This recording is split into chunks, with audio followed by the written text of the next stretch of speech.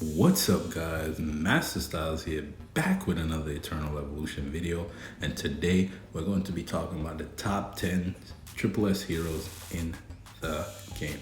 So this is the list from last month, and we need to make some changes because again, new heroes got added to the game, outdated characters are now becoming relevant, so we need to make some adjustments to the list. If you don't agree with my tier list, you can always comment down below. We can have a discussion and you can share your top 10. Also, for those that are new to my content, make sure you hit the subscribe button. I would gladly appreciate it.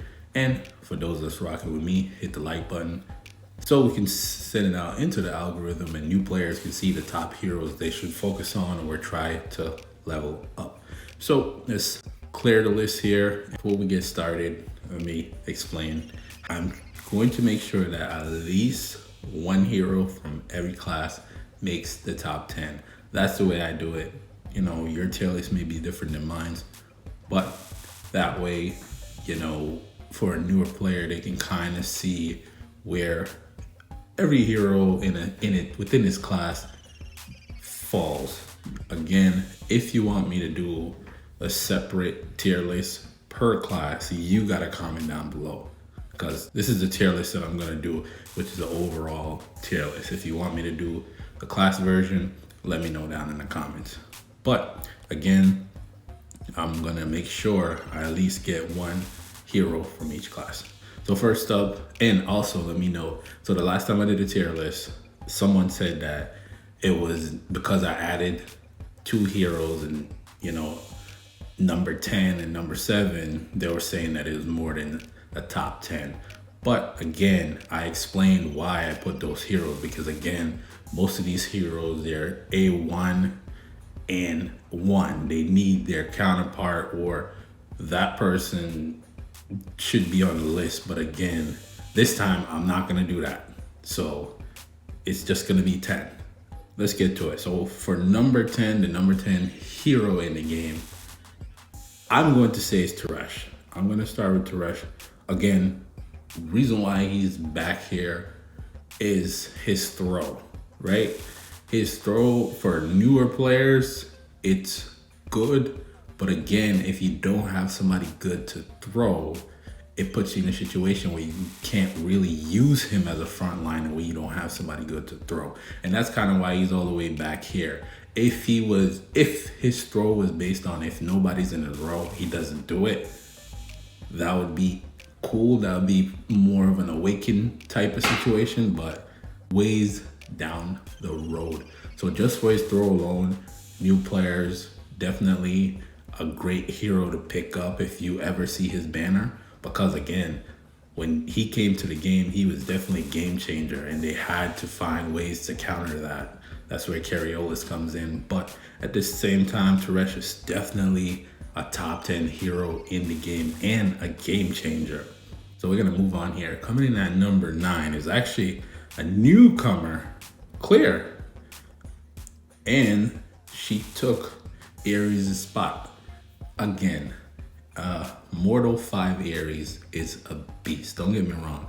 Thing is, the reason why I bumped him was because not a lot of people have an Immortal 5 or have access to Immortal 5. You have to really be up there in the totem pole for you to really have an Immortal 5, unless you went all out and bring him to Immortal 5. Because me, I have an Immortal 3 Ares. But again, when it comes to Vanguards, it's morely Endless Battles or Thundercliff. You need them, but you really don't. Again, with her, I feel like PvP, she brings a lot to the table. And she's definitely gonna do well in Endless Battles until another 2 or 3 Vanguards come along. Definitely have her in the top 10 because her damage at Immortal, if you have the charge set with the charge effect, you can forget about it. But I'm gonna move on from there, and this is where last time I went 2 ways, and this time it's gonna be tough for me because again, I wanted to get at least one hero from each class. So I'm gonna go with Accordia here. Outside of the SP hero, yes, Rebecca is great. Accordia is a beast because her ability to come back to life. If you run over Miranda, she has the highest attack. She can come back to life twice. So that's an awesome ability. Her AoE is not nothing to joke about. And one thing I wish that they did for Accordia, and it would have been a great way to introduce buffs to the game, was poison on her moves. Like all her moves should have had poison.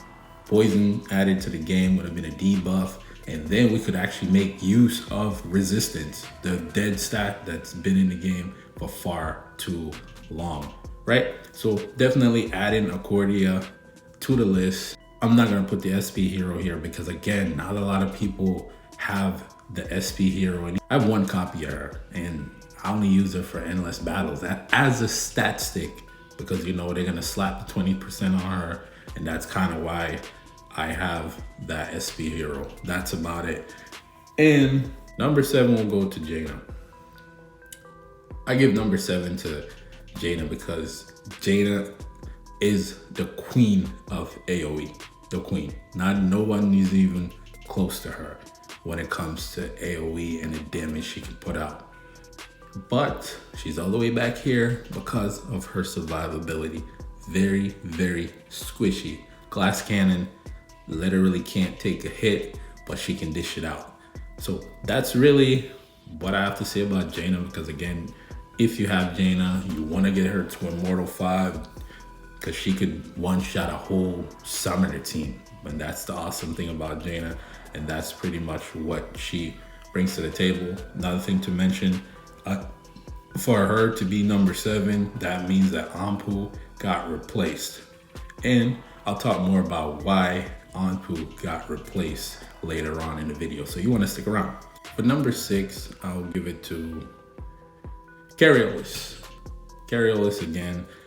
I could have added Shinji to this list, but again, I don't have an immortal Shinji, so for me to give out my verdict on if he's good or not and good enough to make it to the top 10, it's going to be hard for me to add him here because again, not a lot of people are gonna have an immortal Shinji, but you could definitely have an immortal Carriolis. Thing I like about him is the passive that he brings to the table where he interrupts charge moves, so he shuts down Teresh. He's a counter to Teresh. Assassin is the counter for dealing with him because again, if you can't get into the back line, you're gonna have a tough time dealing with Jana, Nord, and Carriolis. But I definitely wanted to add him because of that ability alone, because it's a counter to a whole class in a particular hero that's even on the top 10. His damage is pretty good for, you know, an energy hero. Obviously they dish out a lot of good damage, but definitely like Carriolis being on this list because again, his passive and also his damage output and what he can bring to the table. Because again, if you can get your Carriolis to EX30, he'll also bring that regen in the beginning of the battle. So from here on, we're going into the top 5. And when it comes to the top 5, I'm looking for usability. Where can I put you in, whether it be PvP, PvE? Top 5 definitely changed since the last video, and coming in at number 5 will be Nord. The reason I put Nord at number 5 is because he has been power crept, but I've used Nord in my free-to-play account and he does bring a lot because of his survivability. His ultimate with Marauder set pretty much bringing him back with full health every time he does his ultimate, and he's invincible while he's doing that. So even if the rest of the team dies, you know, he can pretty much carry you to the win. And the heroes in front of him, they have a lot more use cases. I know for the older players, they're like, what? Nord is great. Nord is great. Yes, Nord is great. But for me, even now when I got him, he's only a legendary 2 because again, I'm not gonna invest the genes into Nord because again, there's other better heroes. But Nord definitely in the top 5. He's getting it's getting close till, you know, he's gonna get bumped down eventually. By the next video, he's probably gonna no longer be in the top 5 because someone else is probably gonna wake up. So before we move on, Motoko was number 5 in the last video. She got bumped. Let's see where she ends up. So number 4 will be Sith. Again, Sith is a game changer. If you get a chance to pick up Sith, go for it. There's a point where she was 200. We just recently had her in a wishlist banner, and if you didn't get Sith, you should have picked her up. It's kind of tough because, again, for me, when she was added to the game, she brought the summoner team back to the map. And literally now I feel like Sith, she doesn't really do as much damage as she used to, which is interesting. But again, everybody else is dishing out more damage, so that's kind of why, in a sense, she's doing less damage. But I definitely like Sith because of the large summon that she has. If she dies, the large summon still sticks around and pretty much either pull out the win. Large summon does bring its own ability, and she continuously could heal up the summon if you can't get to her. So Sith is number 4 for that very reason. And I'm keeping in mind that, you know, most new players don't have access to some of these heroes. But again, if their banner ever go live, make sure you pick them up. And this is where it gets a little tough because, again, things just change, and the top 3 heroes in the game is definitely looking very interesting. So for number 3, as of right now, it could change eventually once more people gain access to this, or come the next video, this could change. So I'm gonna go with Daniel. I'm gonna go with Daniel to be number 3. Awaken 10 Daniel would be number 1. Thing is, not a lot of people can get to Awaken 10 Daniel. Most people right now is at Awaken 3, and if you had a lot of tickets, then you could be at Awaken 4. So for me, I am happy that I brought him to Awaken 2 because with all that's happening with the shop and the new changes that they made, I don't regret bringing him to Awaken 2. So my Daniel on both of my accounts is Awaken 3. But once you get into Awaken 5, the beer starts moving around, the beer is bigger. And until we get there, he's gonna stay right here at number 3 because, again, the awakening system for Daniel is definitely putting him back on the map, but it's gonna take some time for more people to get there. So I wanted him on the list, and for right now, he's definitely gonna help to bring the summoner team back to the map. And this is where it gets tricky because, again, she and he, the last 2, it's very close. It's very close. I'm gonna put Dominic as number 2. And I know you're gonna argue with me down in the comments, but go ahead, I love it. Let's go with the back and forth. I'm gonna put Dominic at number 2 because, again, it's Dominic. PvP, he's again, is he gonna close out the game by himself? Probably not. He needs help to finish off sometimes in Dominic. Yes, if you have your Immortal 5 Dominic, kudos to you, right? But obviously when it comes to, you know, endless battles or content that requires single target, he's a king of that. He's a king of single target. And this is why I had to move him down to number 2 because, again, the person that I have at number 1, they can fit into every and any team. And yet, not only that, they're gonna make that team better damage-wise and survivability.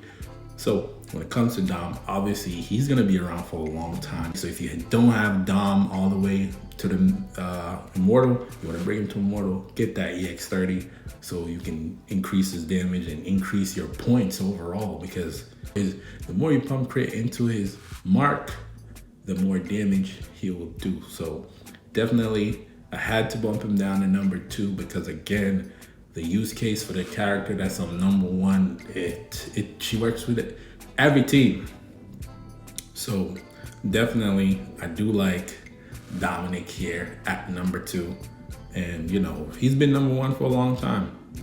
And I didn't want to do, so before we move on to number 1, I didn't want to do too many of the collab heroes because a lot of people don't have access to the collab heroes from the last event. And this is what I said. They should have brought the shop back. They should have put in the other collab heroes in the shop. That would have been awesome. You know, for a person that's new to the game, I could have grabbed Puran, I could have grabbed Matoko. You know, just having access to that, removing the shop was just, I don't understand that. I already spoke about it. Go check out my other content and see what I said about that. So I'm not gonna go too much into that. We're just gonna move on to number 1. I don't wanna go too long here. So number 1 is Puran. Puran is definitely the number 1 hero in the game because of the use cases. She makes teams better. Oh man, there's so much. If you don't have Puran, this is why I say it's tough, because again, I started today and I hear all these YouTubers talking about Puran. She's the other person that goes with Dom. Like whenever there's events, you put her in there with Dominic, especially if you're trying to do damage. I said it. Puran, definitely the number 1 hero in the game. You can argue with me in the comments if you disagree. So again, this is my top 10. And I didn't add no add-ons this time, guys. I got y'all. Y'all said in the comments. So it's just top 10, no add-ons. So Resh here, now Accordia, Jana, because she is the AoE queen, Cariolis, Nord, Sith, and Daniel, newly added to the list because of his awakening. And we have a new top 2, which is now Dominic, and the number 1 hero in the game as of right now for December is Puran. I know I said that she is a collab hero and you can't get access to it, but that does not mean that she's not the number 1 hero in the game. So that's my tier list. If you don't like it, talk to me down in the comments. And make sure you hit the like button so I can make another one in January. And of course, the list is going to change because there's still summer that needs to come out and the rest of these collab heroes. So if you like my content, make sure you hit the subscribe button. And for those that's been rocking with me, make sure you hit that like button. So without further ado, I want to thank you for watching. Till the next video, peace.